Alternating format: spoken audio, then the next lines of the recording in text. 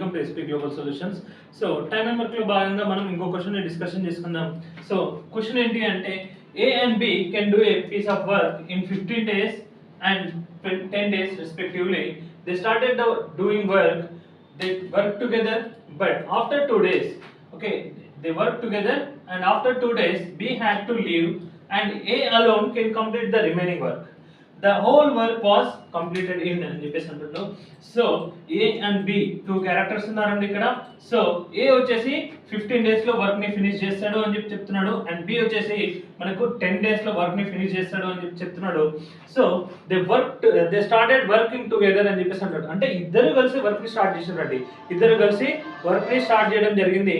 So work ని start చేసిన తర్వాత 2 days తర్వాత బి అనే క్యారెక్టర్ ఎవరైతే ఉన్నారో ఆయన బయటికి వెళ్ళిపోవడం జరిగిందండి. బి అనేటటువంటి క్యారెక్టర్ బయటికి వెళ్ళిపోయిన తర్వాత ఏ ఒక్కడే ఆ వర్క్ ని మొత్తాన్ని ఫినిష్ చేసిండు.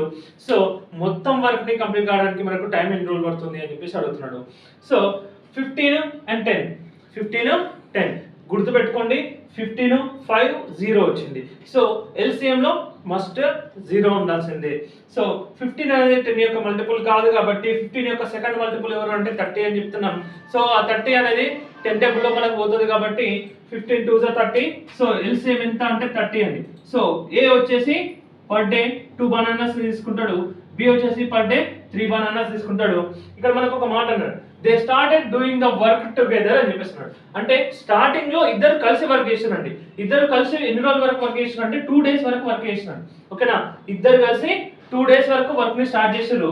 సో 2 + 3 5 అంటే పర్ డే 5 బనానాస్ ని తింటున్నారు కాబట్టి 2 days వర్క్ అయిపోయినాడు కాబట్టి 2 days వాళ్ళు వర్క్ చేసిన తర్వాత 2 days లో వాళ్ళు ఎన్ని బనానాస్ తిన్నారు సార్ అంటే మనకు 10 బనానాస్ ని తినడం జరిగిందండి. అంటే 10 parts of the work finish అయిపోయింది. మొత్తం 30 parts ఆఫ్ ది వర్క్ ఉంది. రిమైనింగ్ వర్క్ ఎంత ఉంది అంటే సార్ 30 - 10 చేసుకుంటే మనకు ఎంత అంటే 20 బనానాస్ రిమైనింగ్ ఉన్నాయి.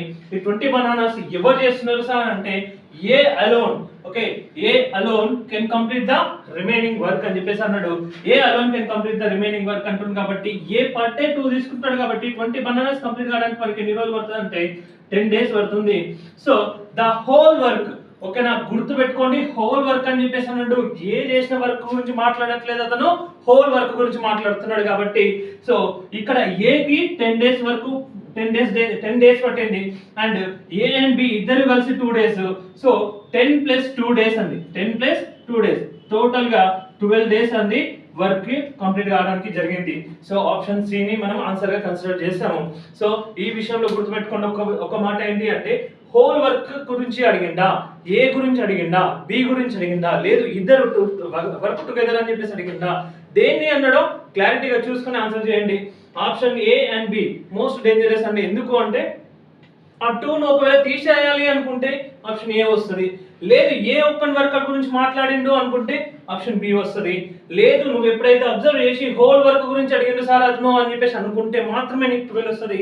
సో ఇట్లాంటి క్వశ్చన్స్ లో మొత్తం క్యాలిక్యులేషన్ చేసిన తర్వాత ఆన్సర్ తప్పు పెట్టడానికి ఛాన్సెస్ ఎక్కువగా ఉంటాయి కాబట్టి కొంచెం చూసుకొని ఆన్సర్స్ పెట్టండి. ఓకేనా, థ్యాంక్ యూ.